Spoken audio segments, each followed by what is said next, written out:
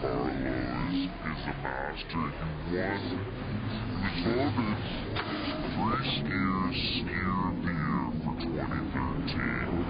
One of the most popular guys in the scene. And look at him. Kicks it off with the nose butter.